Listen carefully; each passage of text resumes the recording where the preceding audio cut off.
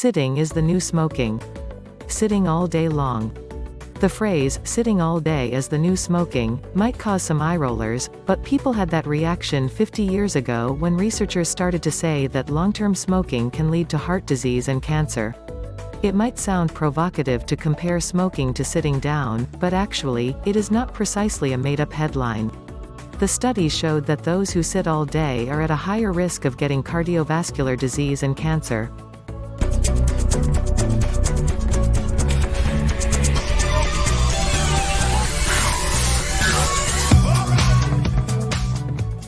Smoking, as well as other types of unhealthy habits, increases your chance of getting these diseases.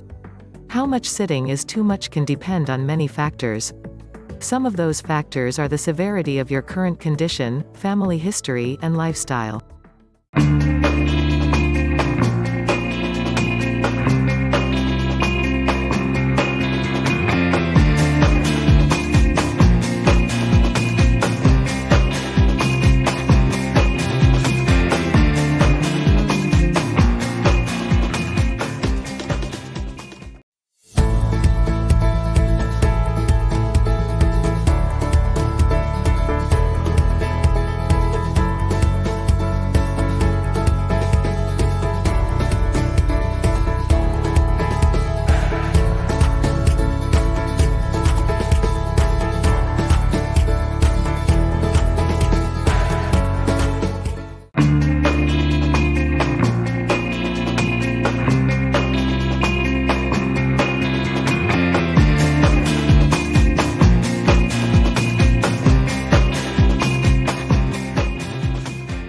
If you sit all day long, you should try to get up and move around periodically during the day.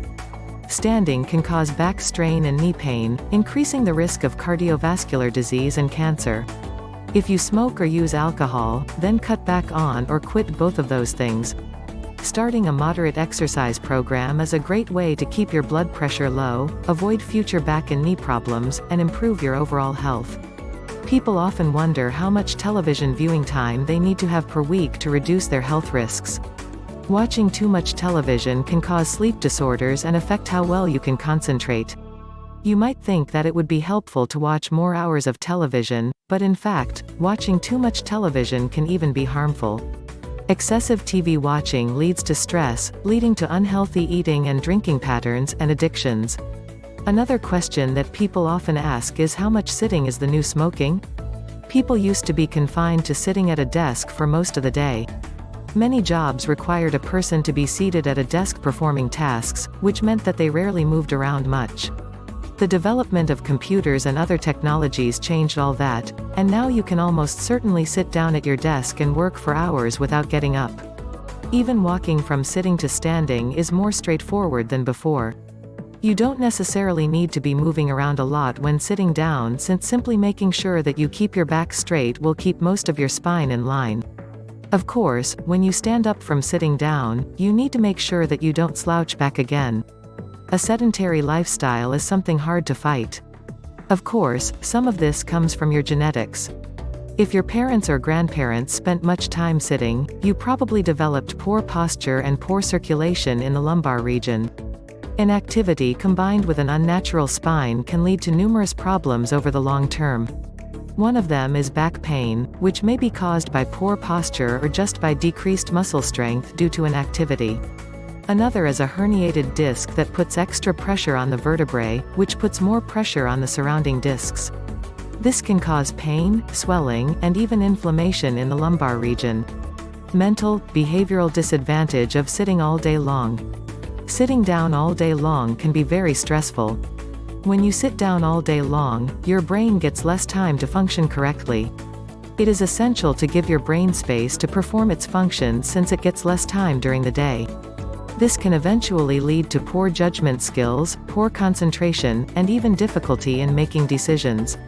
Other symptoms that you may experience include poor memory recall, attention span loss, mood swings, anger, and irritability. If you have to sit in the car for hours every day, eventually, that can lead to fatigue, bad circulation, and even back and neck pains. But when you sit on your home computer, you can easily surf the internet, chat with friends and family, check your emails, and even do work that requires you to sit for long hours. It is like having an extra chair in your house that you can utilize whenever you feel lazy. Why sitting is the new smoking?